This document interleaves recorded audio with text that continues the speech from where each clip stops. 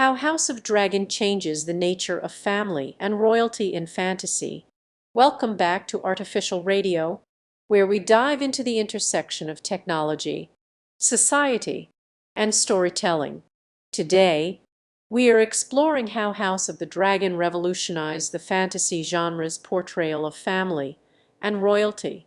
At its core, fantasy stories often revolve around powerful dynasties, with royalty serving as the central figures. However, traditional depictions of royal families tend to be predictable strong father figure, wise mother, dutiful children, and so on. House of the Dragon shatters these expectations, presenting a complex, flawed, and ultimately devastating family saga. One of the most significant departures from traditional fantasy is the portrayal of women in power. Unlike many other shows and movies within the genre, where female characters exist primarily for romantic purposes or suffer through subservient narratives, the ladies of House of the Dragon drive the story forward.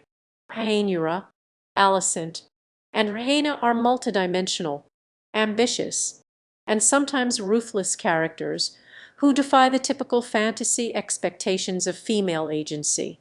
Their alliances and rivalries, forged through bloody history and power struggles, humanize the royal experience. We witness their marriage politics, manipulations, and power plays, stripping away the romanticized veil of fantasy's regal lives. By subverting the conventional narrative, the show demonstrates that power, loyalty, and love can be equally compelling, yet toxic and brutal, within the royal court. Another fascinating aspect of House of the Dragon is its unflinching examination of the dark underbelly of family dynamics. These characters' motivations, insecurities fuel the conflicts that ravage their world, rather than portraying royalty as above the fray. The show humanizes them, making it impossible to sympathize with the likes of Viserys, Daemon, or even the once cherished Targaryens. Herein lies the most compelling aspect of House of the Dragon, its dissection of the very fabric of royal existence. Fantasy, by its very nature, has a tendency to gloss over the complexities of power and family. By turning this narrative on its head, the show yields a surprisingly realistic and reflective portrait, allowing us to question our own perceptions of royalty and family dynamics. The stakes are higher than ever in House of the Dragon, not because of external threats, but because of the destructive potential within the royal family itself.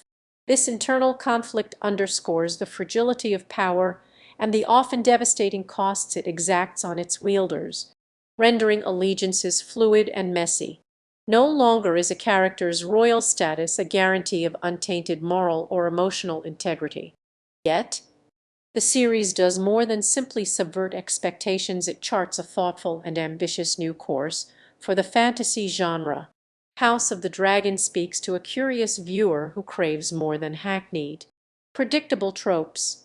Its willingness to confront the shrouds of mythology, delving into the cruel realities and morass of family relationships, reinvigorates the classic fantasy stories of good and evil, birthright, love, and loyalty. House of the Dragon reconsiders the fantasy genre, positioning the story as a multifaceted exercise in drama and character-driven storytelling.